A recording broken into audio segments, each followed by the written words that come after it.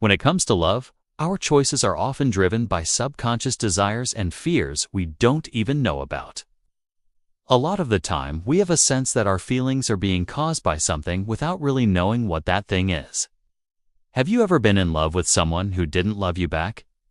What about having intense feelings for someone, but then pulling away when things started to get serious? The pain of unrequited love and the fear of commitment are all too common experiences. But why do we find ourselves going for the same kind of partners over and over again? And why do we often fall for people who don't reciprocate our feelings or avoid getting close to them? To answer this question, we need to look at one of the most famous attachment styles, anxious attachment. People with anxious attachment tend to desire closeness and intimacy in relationships, but also experience a lot of fear and uncertainty. This creates a push-pull dynamic in their relationships. They want to get close to their partners, but they also want to keep some distance. They want to be loved and cared for, but they're also afraid of being vulnerable and open. This can lead to a lot of confusion and heartache for both parties involved. Let's take a closer look at how anxious attachment affects our romantic relationships. When it comes to romantic relationships, people with anxious attachment tend to be hopeless romantics. They have a strong desire for love and connection, but they also tend to be very critical of their partners. They may constantly worry about the relationship ending and may become very clingy and needy. They tend to fall in love quickly and intensely, but these feelings can also fade just as quickly. People with anxious attachment often have a hard time trusting their partners and may find themselves constantly seeking reassurance. They may ask their partners if they re-loved or if the relationship is important to them over and over again. If their partners don't give them the reassurance they need, they may become very upset and feel abandoned. This can put a lot of strain on the relationship and may cause their partners to feel suffocated and overwhelmed. So why do people with anxious attachment act this way? It all has to do with their past experiences. People with anxious attachment usually had inconsistent or unpredictable experiences with their parents or caregivers when they were young. This inconsistency may have made them feel unsure of their parents' love and affection, leading them to always be on the lookout for rejection and abandonment. As a result, they may find it difficult to trust their partners and may struggle to feel secure in their relationships. Now let's talk about how we can overcome this issue. People with anxious attachment can learn to manage their symptoms through therapy or self-help. With the right support and guidance, they can learn to recognize their negative thought patterns and replace them with more positive ones.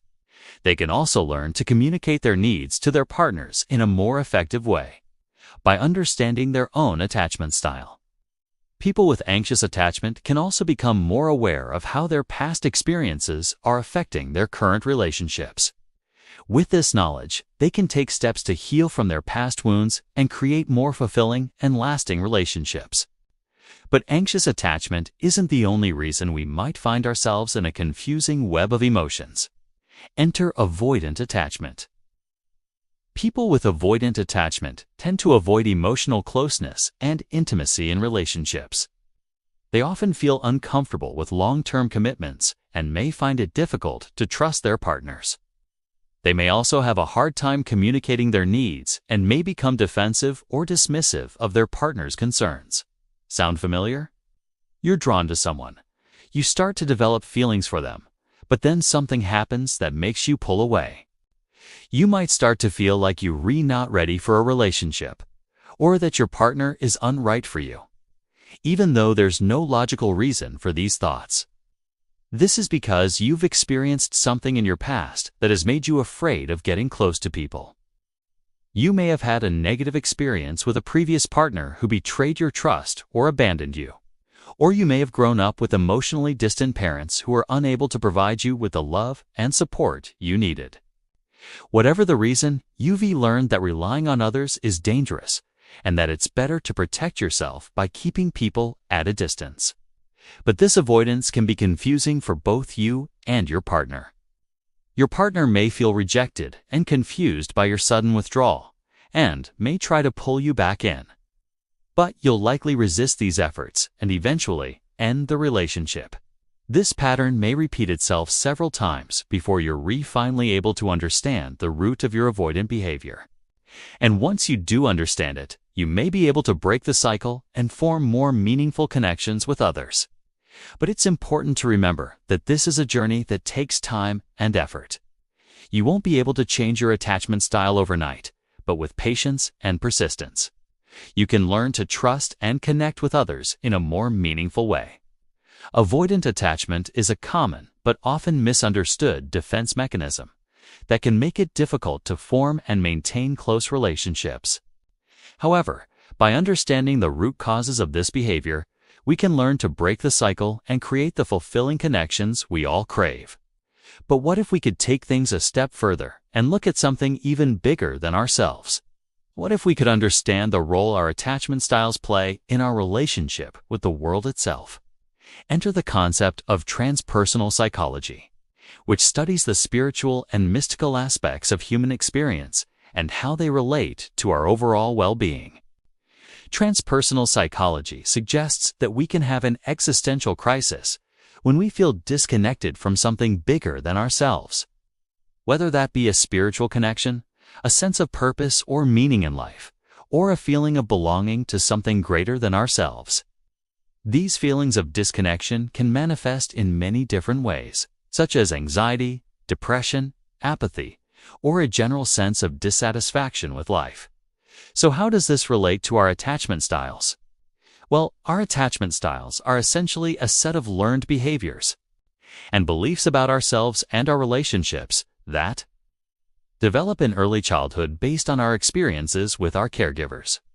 If we don't feel seen, heard, and understood by our caregivers, we may develop an anxious or avoidant attachment style, which can make it difficult for us to form close relationships later in life. But transpersonal psychology suggests that these difficulties in forming close relationships are actually symptoms of a deeper issue, a disconnection from our true selves and our place in the universe. According to this perspective, we all have a fundamental need to feel connected to something greater than ourselves. Whether that be a higher power, nature, humanity, or even our own inner wisdom. When we feel disconnected from these sources of meaning and purpose, we can experience a sense of emptiness and despair that nothing in our external environment can fill. This is where our attachment issues come in. Our anxious attachment, our fear of abandonment, and our need for constant reassurance is actually a manifestation of our longing for a deeper connection with ourselves and the world around us. Similarly, our avoidant attachment and our tendency to withdraw from emotional intimacy is actually a defense mechanism we use to protect ourselves from the pain of feeling disconnected and alone. So how can we overcome this existential crisis and the resulting attachment issues? Transpersonal psychology offers some intriguing possibilities. Practices such as meditation, mindfulness, and self-reflection can help us access deeper levels of consciousness and connect with our true selves. By doing so, we can begin to heal our wounds from early childhood and develop a more secure attachment to ourselves and the world around us. Additionally, engaging in activities that give us a sense of purpose and meaning, such as helping others, expressing our creativity, or simply living in harmony with nature, can also help us feel more connected to something larger than ourselves. It's important to note that transpersonal psychology is still a relatively new and controversial field of study. Many mainstream psychologists would argue that our attachment styles are simply a product of our early childhood experiences and cannot be explained by anything more mystical or spiritual. However, the insights of transpersonal psychology offer a valuable complementary perspective that can help us see our attachment issues in a new light. They remind us that we are not simply the sum of our past experiences, but rather complex beings with a deep need for meaning, purpose, and connection in our lives. By taking the time to explore our inner world and reconnect with our true selves, we can heal our attachment wounds and create a more fulfilling and joyful life for ourselves.